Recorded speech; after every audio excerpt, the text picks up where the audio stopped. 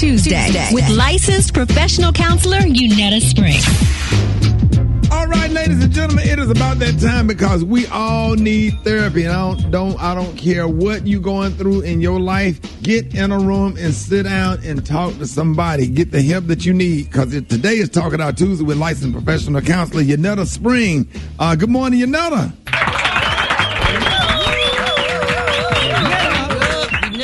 Yes. Good morning, Rickey. Good morning, y'all. How y'all doing? Man, we blessed and highly favored, man. Tell us what you're going to be talking about this morning as we continue with March Movement.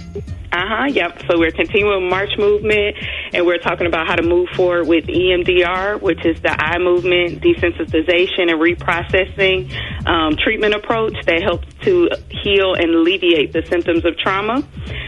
So before we get into it, y'all know Talk It Out Tuesday is not a replacement for therapy, but it hopefully can help you get there. All right. So absolutely. Today I want to talk about, really, do we recognize our resources? So I want, as we talk, I want everybody to be thinking about what your personal resources are, what resources you already have, because I believe that, everything we need is already within us. Sometimes it just needs to be, uncovered and activated. So in terms of EMDR, we're going to talk about phase 2. And phase 2 is when we really prepare and then we resource the clients and help us to understand and identify our resources, whether they be like external resources or internal resources. So phase 2 is like my favorite phase, because it's like when, I get to witness like the power like of our clients and their ability to like create things and imagine. So it's like super dope. I love phase 2. It's really cool to see like what my clients create, in their mind, or how they're able to like be excited about, regulating their emotions, because it's really hard when you get triggered and you feel like, if I get triggered, there's nothing I could do. Like, right. I just have to ride this out. So it really empowers them when they recognize, I can do something about this. Like, I can breathe. I can regulate my emotions. I don't have to just survive, because there's a difference between surviving and being stable. Right.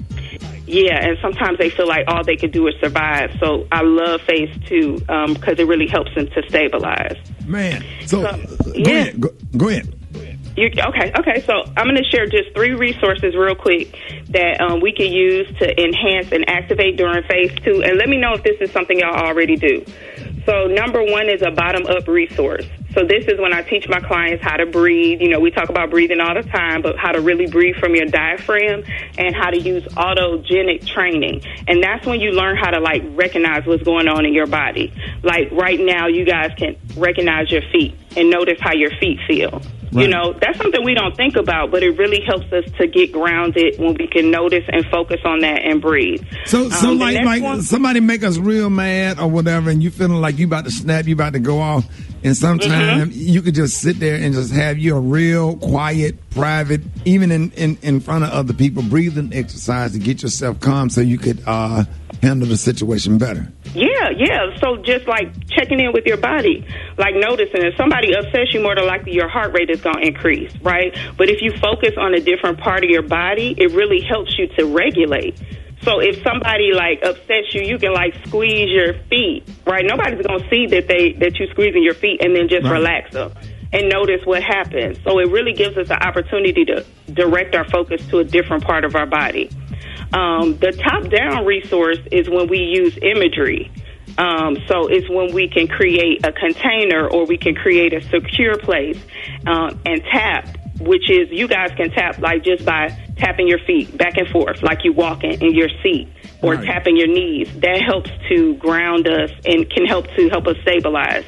And then the last one is external resources. This is stuff that people, places, things that offer a sense of calm and relaxation. So it could be a person that's nurturing and supportive.